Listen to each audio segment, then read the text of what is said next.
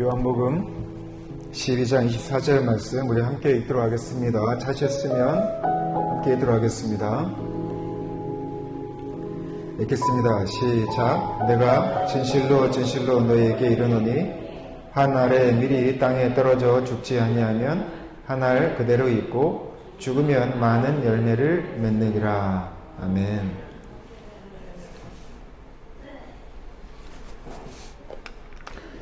오늘 크리스마스 이브인데요. 우리 앞에 좌우에 계신 분들 함께 인사하도록 하겠습니다. 오늘 인사하실 때는 메리 크리스마스, 즐거운 성탄입니다. 그리고 항상 하던 주님의 이름으로 사랑을 축복합니다. 이렇게 이어서 하겠습니다. 한국말로 하죠. 즐거운 성탄입니다.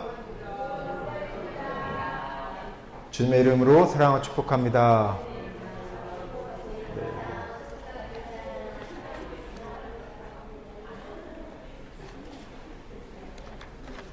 오늘은 특별히 저희 교회에서 사역하기로 하신 김정아 목사님 첫 예배 출석을 하셨고요. 아이들 3명과 함께 뒤에서 예배 드리고 있습니다. 오른쪽에도 우리 어린이 주일학교 또 중1 학생도 같이 왔습니다. 우리 끝나고 나서 서로 인사했으면 좋겠고 또 선물도 준비했으니까 귀하고 기쁜 시간 될 수 있었으면 좋겠습니다.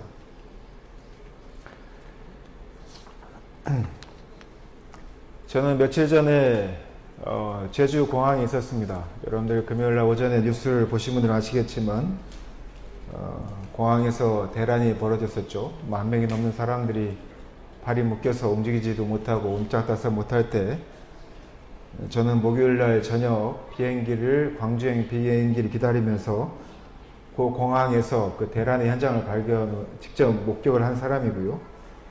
저희 막내와 함께 광주행 비행기를 기다리면서 창밖에는 여전히 눈이 내리고 있어서 우리 비행기도 결항되는 건 아닐까, 플랜 B 생각하면서 어떻게 하지 이렇게 고민하고 있었습니다.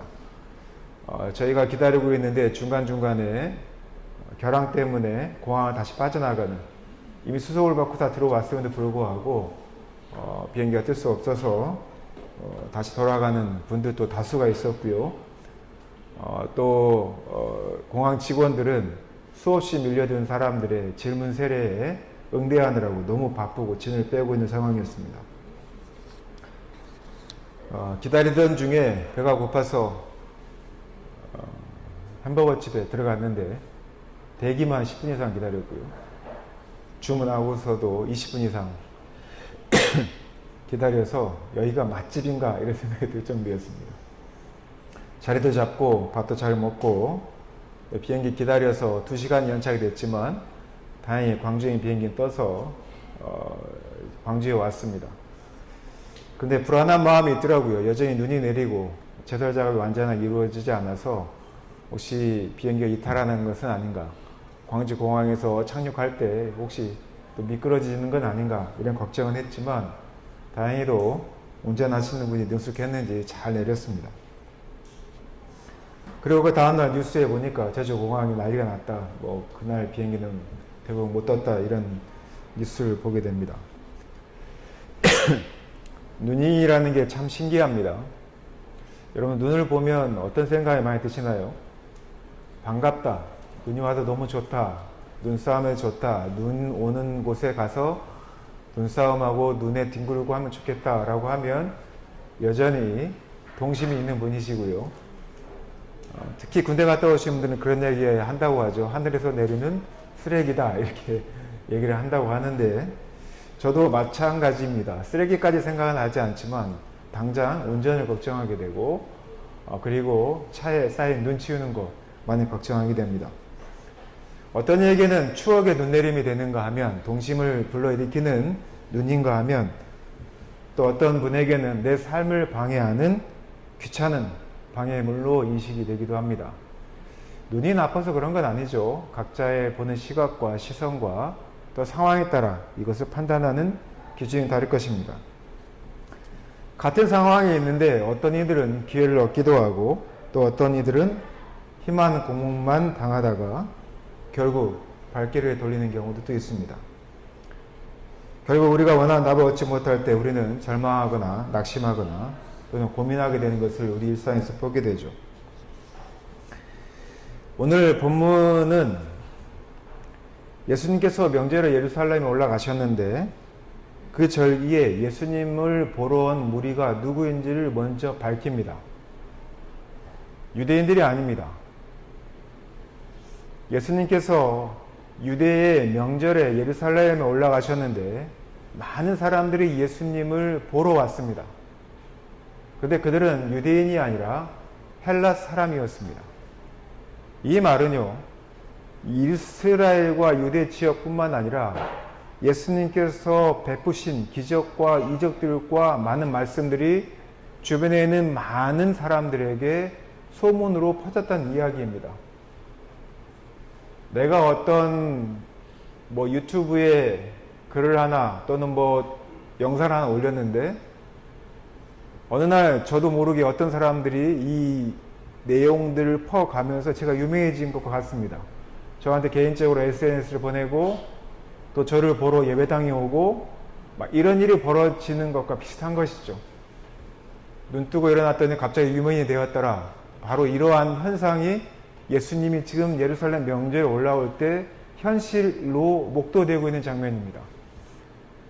야, 이제는 내가 베푸는 기적과 또한 내가 전하는 이 말씀이 많은 사람들에게 전해져서 저 먼 이국에서조차도 헬라 사람들조차도 나를 보러 오고 또한 내 말씀을 들으러 오는구나 라고 판단할 수 있을 것입니다.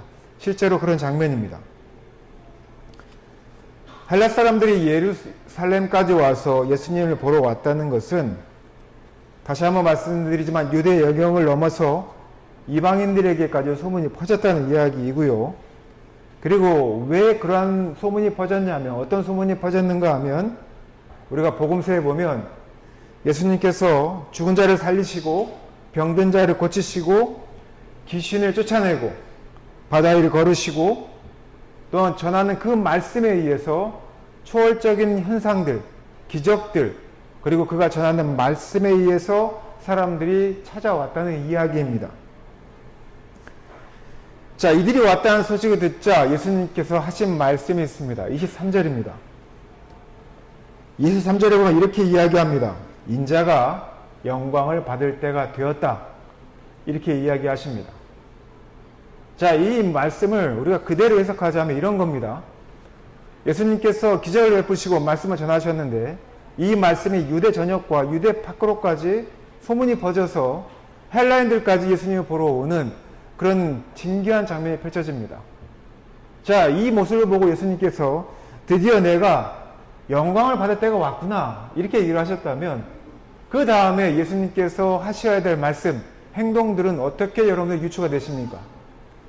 당연히 이 이야기는 어떻게 결론 맺는 것이 우리가 상상하는 이야기냐면 그의 영광이 더 크게, 더 빛나는 것이 당연한 것이라는 겁니다. 유대인들과 제자들 앞에서 베풀었던 그런 기적, 그 말씀보다도 더 강력한, 더 크고 그리고 화려한 그런 기적들, 말씀의 향연들이 펼쳐질 것이다. 이것이 우리가 인자가 이제 영광을 받을 때가 되었다라는 그 말씀으로 유추될 만한 그 다음에 기대되는 행동들입니다. 근데 예수님 그렇게 얘기하지 않으시죠. 오늘 본문 말씀은 쉽게 말하면 이제 내가 죽어야 한다라고 말씀하십니다. 내가 이제 영광을 받을 때가 되었다. 그러면 이제 내가 어떻게 해야 될까라고 하는 그 다음의 과정이 이제 내가 죽어야 한다라고 얘기를 하십니다. 우리가 예상했던 것과는, 우리가 기대했던 것과는, 우리가 소망했던 것과는 전혀 다른 이야기를 지금 유대인들과 제자들 앞에서 또한 예수님 찾아온 헬라인들에게 얘기하고 계시는 겁니다. 이게 성경에서 말하는 모순입니다. 그리고 역설입니다. 이 본문은 우리의 기대를 완전히 뒤집어 놓는 역설입니다. 그런데 이 역설을 이해하지 못하면 하나님께서 우리를 구원하기 위해서 그 아들을 이 세상에 보내시고 그날이 바로 내일이죠.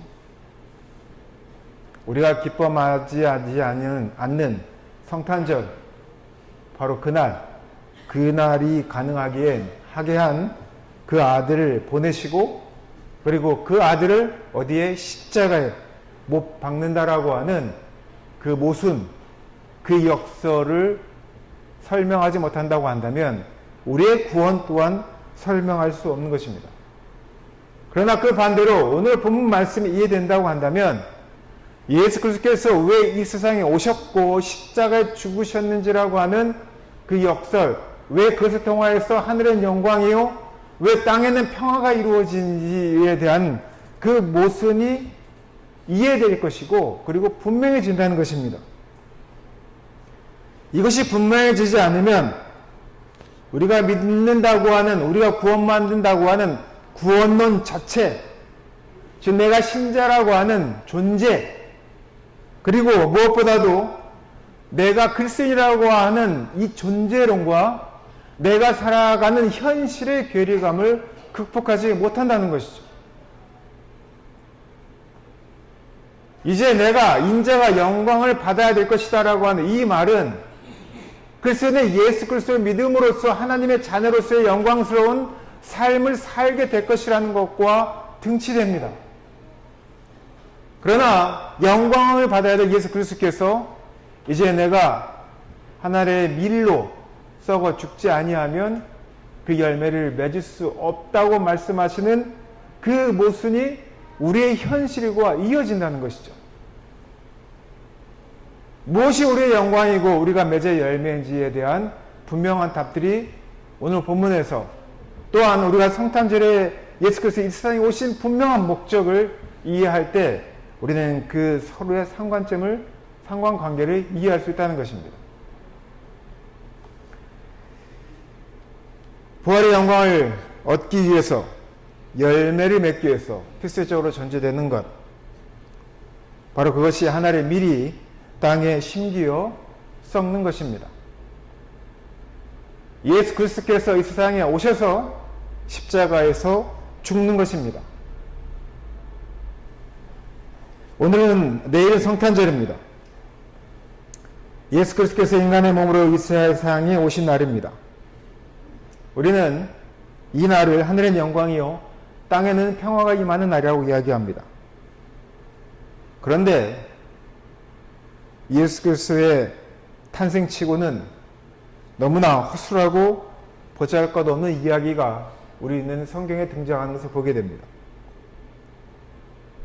오늘 본문처럼 선택하고 싶지 않은 가장 낮은 모습으로 이 세상에 오셨음을 성경은 말하고 있습니다. 내일 전해주실 말씀 본문을 보니까요, 영광의 왕이 태어나는 예언을 하고 있습니다. 이 내용만 보면 예수 그리스도의 탄생은 매우 역동적이고, 그리고 모든 이들의 기대와 설렘을 축복시킵니다. 누가복음 1장 30절에 35절까지 있는 말씀, 내일 읽으실 본문 말씀인데 예수 그리스도의 탄생을 예언하는 부분에 여러분들 읽어드리겠습니다. 천사가 이르되 마리아여 무서워하지 말라. 너가 하나님의 은혜를 입었는데 보라, 너가 잉태하여서 아들을 낳으리니 그 이름을 예수라 하라. 그는 큰 자가 되고 지극히 높으신 이의 아들이라 일컬을 것이요 주 하나님께서 그 조상 다윗의 왕위를 그에게 주시리니, 다윗의 왕위를 주시리니 영원히 야곱의 집을 왕으로 다스릴 것이며 그 나라가 무궁하리라. 마리아가 천사에게 말하되 나는 남자를 알지 못하니 어찌 이 일이 있으리이까. 35절 천사가 대답하여 이르되 성령이 너에게 임하시고 지극히 높으신 이의 능력이 너를 덮으시리니 이러므로 나실 바 거룩한 이는 하나님의 아들이다. 이렇게 일컫게 될 것이다. 이렇게 말하고 있습니다. 예수 그리스도의 탄생에 대한 예언인데요, 이 예언은 이 본문만 보면 우리가 기대와 설렘을 증폭시킬 만한 엄청난 내용을 담아내고 있습니다. 그러나 실제 예수님의 탄생의 이야기는 그렇지 않죠. 너무나 비천하게 누일꽃조차 없는 박대당하는 그러한 탄생 이야기를 성경에서는 말하고 있습니다.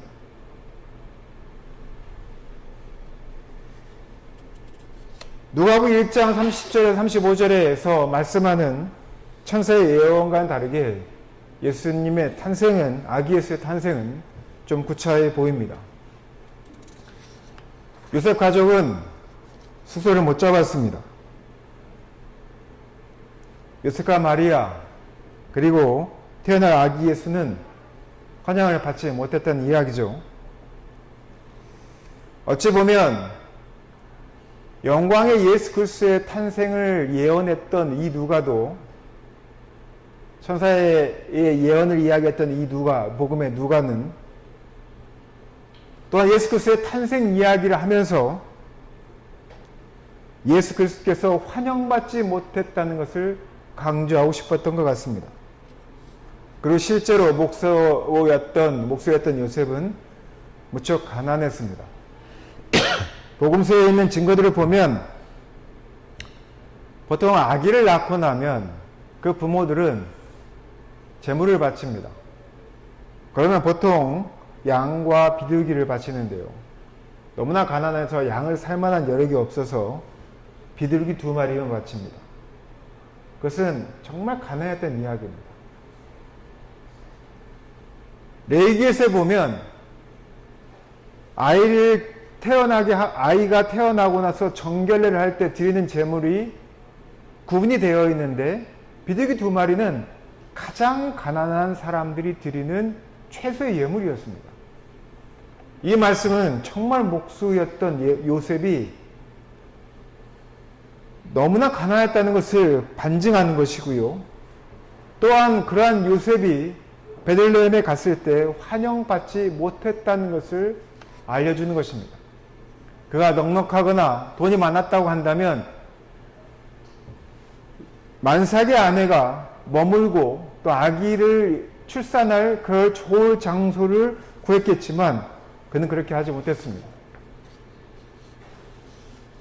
목수였던 예수의 아버지였던 요셉과 어머니의 마리아 그리고 이제 태어날 아기 예수는 그 어느 곳에서도 누일 곳이 없었고 그리고 환영받지 못했던 것을 누가는 이야기하고 있습니다. 예레미야스라고 하는 유명한 기독교 작가는 예수 시대의 예루살렘이라고 하는 책에서 이렇게 이야기합니다. 예수 시대에, 예수님이 살았던 그 시대에는 예루살렘에 엄청나게 많은 숙박시설이 있었을 것이라고 이야기를 합니다. 왜냐하면 유대교의 명절만 되면 각지에서 사람들이 와서 그것에 숙박을 하고 먹고 자고 했기 때문에 지금의 유명 관광지처럼 그곳에서는 숙박업이 매우 발전했을 것입니다. 그 주변 시설에 있었던 베들레헴도 분명 작은 마을이었지만 숙박을 위한 여러 가지 시설들이 있었을 것입니다. 절기 때마다 도시는 북적거렸을 것이고 사람들은 방을 잡으려고 했었겠지요. 이때를 우리는 특별히 이 절기를 성수기라고 이야기합니다. 우리도 아시겠지만 성수기가 되면 숙박료가 더 비싸지고 많은 것들이 부대적으로 많이 올라가게 되죠. 비용을 지불해도 방을 잡거나 또는 필요한 우유 환경을 만족시키는 그런 곳을 찾기가 쉽지가 않습니다. 그때만 해도, 그 당시만 해도 순례객들이 5만 명에서 7만 명 정도라고 하는 엄청난 수가 이 절기 때 여관을 못 잡거나 아니면 그것도 안 되면 천막을 치고 지내야 하는 그런 상황이었다고 이야기를 합니다. 그러한 그들이 묵을 만한 수가 없었습니다. 그리고 그들이 묵었던 곳은 객실이 아닌 또는 어떤 집에서 제공하는 하나의 방이 아닌 성경은 마국간 또는 나귀의 국간이었다고 이야기를 합니다. 그리고 그 상황에서 태어난 아기 예수가 누인 그 공간은 요람이 아닌 말구유, 즉 말이 음식을 먹는 그 밥통, 그 밥통에 예수 그리스도를 누일 수밖에 없는 너무나 가난하고 처참한 현실이었음을 성경은 이야기하고 있습니다. 임산부였던 마리아는 원래는 배려를 받아야 정상입니다. 레위기의 정결례를 보면 아기를 출산하는 이 과정은 따로 구별되어진 장소에서만 가능합니다. 절기라고 하는 것은 모든 사람들이 정결례를 지키는 때입니다. 이 출산을 하는 이 과정은 출산을 통해서 피를 흘리고 아이가 태어난 이 모든 과정들을 아이가 태어나는 축복이긴 하지만 피를 흘리고 또한 그 한 공간에 있는 것을 부정하게 보았습니다. 그렇기 때문에 하나의 공간이 완전히 주어지지 아니하면 이 한 여성이 만삭의 여인이 아이를 낳는 것을 보장받지 못하는 시대였습니다. 그러나 지금 마리아는 그러한 혜택조차 받지 못합니다. 유대 사회에서 그 당시 중동 사회에서 많은 사람들에게 호의를 베푸는 것이 관례였음에도 불구하고 요셉과 만삭의 마리아는 이러한 정결례에 해당되는 그러한 공간조차도 확보하지 못하고 그렇게 어쩔 수 없이 받은 유일한 공간이 마구간이었던 것입니다.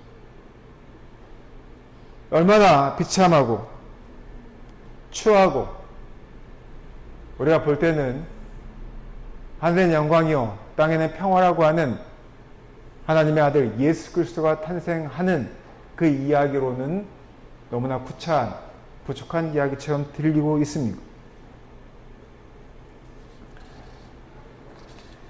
예수의 탄생의 순간에 그 순간부터 요셉과 마리아 또 예수 그리스도는 환영받지 못했습니다. 그리고 누추한 구유의 자리에서 태어나게 됩니다.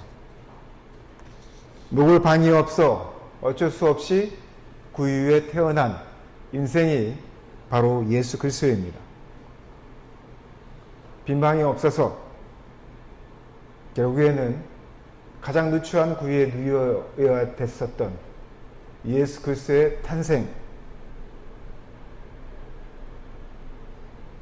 우리들이 상상할 수 없는 인자의 영광이 아닌 가장 누추한 자리, 구유에서 태어날 수밖에 없었고 거기에 누일 수밖에 없었던 예수 그리스도. 탄생부터가 가장 비참한 예수 그리스도의 탄생. 가장 빛바다 짐승의 자리에서 태어나야만 했었던 예수 그리스도. 그분은 하나님과 동등된 분이시오 하나님의 아들이요 하나님의 영광이요 우리의 구원을 이루실 다윗의 왕의 후손이라고 성경은 기록하고 있습니다. 하나님의 미리 무엇일까요? 우리는 성탄절일수록 하나님의 영광에 이를 것 같았던 예수 그리스도의 실제 현실은 바로 한 알의 밀로 썩는 것이었습니다. 성탄절일수록 우리는 표면적으로 보이는 영광이 아니라 가장 낮은 곳으로 향하고 그곳에 한 알의 밀로 썩는 그러한 결정을 해야 합니다. 하나님의 아들 예수 그리스도는 그렇게 이 세상에 오셨습니다. 그래야 열매를 맺을 수 있습니다. 그래야 구원을 이룰 수 있습니다. 누군가에게 보여주기 위한 것들이 아니라 썩으러 가는 그것이 바로 십자가의 죽음이요 십자가의 사랑입니다. 오늘 본문은 주님이 영광을 받아야 할 때가 되었다고 하면서 내가 진실로 진실로 너에게 이르노니 한 알의 밀이 썩어 떨어져 죽지 아니하면 한 알 그대로 있고 죽으면 많은 열매를 맺는다라고 말씀을 하고 있습니다. 사랑하는 제일교회 성도 여러분, 사랑하는 성도분들은 오늘 성탄절 전날을 맞이해서 이 날을 기뻐하는 것은 당연하지만 또한 여러분의 삶의 자리에서 어떻게 현실을 만나고 또한 현실과 함께 이 성탄절의 의미를 되새기고 있습니까? 저는 우리 사랑하는 성도들에게 한 알의 밀로 썩기를 권장합니다.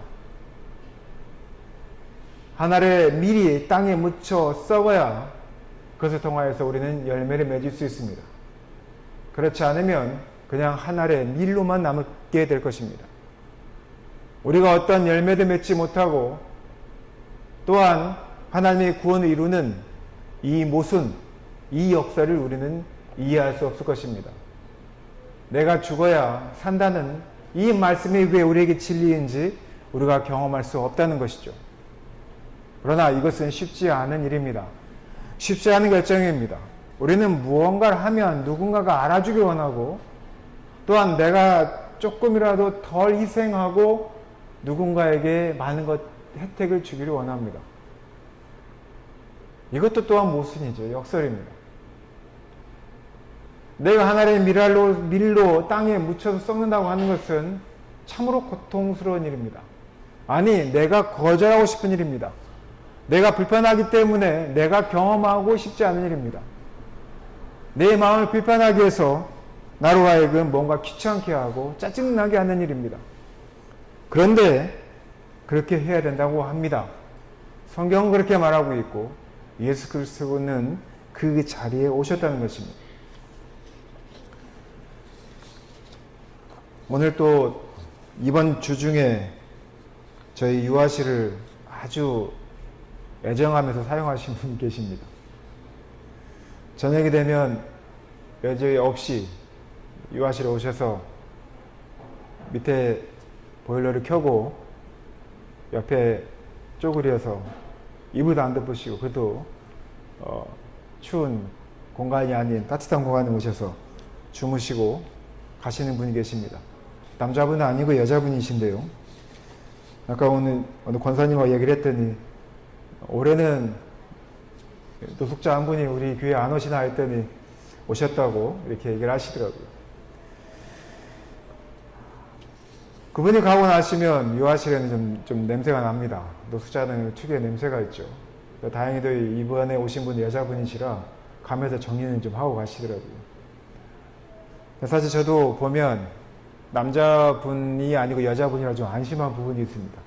사실은 남자분이 오시면 제 딸이 있기 때문에 가끔 딸이 오거나 가면 항상 나가봐야 되고 점검해야 되고 이런 게 있지만 여자분이라 조금 덜 두려워하긴 했습니다만, 근데 저도 솔직히 말하면 이분이 오실 때 저희 교회보다는 좀 더 나은 곳으로 갔으면 좋겠다라는 생각을 합니다. 더 따뜻한 데로. 근데 실제로 말씀도 드렸습니다. 혹시 노숙자 쉼터나 이런 데 가시면 좋지 않겠냐고. 네, 알겠습니다 하시고든지 매일 날씨가 엄청 추워지면 영락 없이 오셔서 주무시고 또 음식도 드시고 그렇게 오십니다. 짐도 막 이렇게 갖다 놓으십니다. 그러다가 혹시 본인 스스로 예전의 경험처럼 몇 달 또 계시는 건 아닌가 이런 두려움도 있습니다. 근데 성탄절에 가까울수록 제 마음에 이런 불편함이나 또는 어떤 부분에 귀찮음이 있기도 한데 한편으로는 교회는 정말 그런 곳이 되어야 하지 않나. 적어도 이분은 교회가 있기 때문에 그래도 이 교회라는 곳이 내가 한편이라도 누릴 곳이 있지 않을까 하는 기대감으로 오셨고 다행히 그 장소를 찾으셔서 지금 그곳에서 이 추운 겨울에 저녁에 잠을 청하고 계신 겁니다. 그래도 제 교회가 이곳에 존재하는 아주 작지만 소교의 목적은 달성한 것 같습니다. 그분에게 이 교회가, 이 공동체가 그래도 자신이 조금이라도 누릴 수 있는 한 곁을 내준 거라고 한다면 저는 그래도 성공한 거라고 생각합니다. 더 많은 일을 우리 교회 공동체에 했으면 더 좋겠죠. 그러나 그러지 못한 현실도 있고 또한 더 나아가야 될 우리의 방향일 수도 있습니다.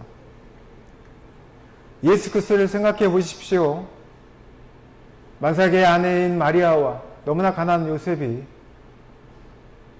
묵을 곳이 없어서 또한 탄생한 아기 예수가 누울 곳이 없어서 말구 위에 마구간에 있었던 그 현실을 본다면 우리가 제일교회 공동체가 또한 제일교회 성도들이 우리의 삶 가운데 우리의 곁을 누구에게 내어주고 있는가 또는 누군가에게 내어줄 우리의 곁은 존재하는가 한번 잘 생각해 보시기 바랍니다.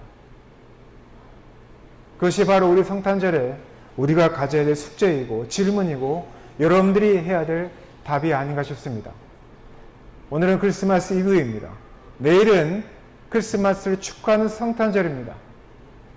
또 유독 올해 겨울은 매우 춥습니다.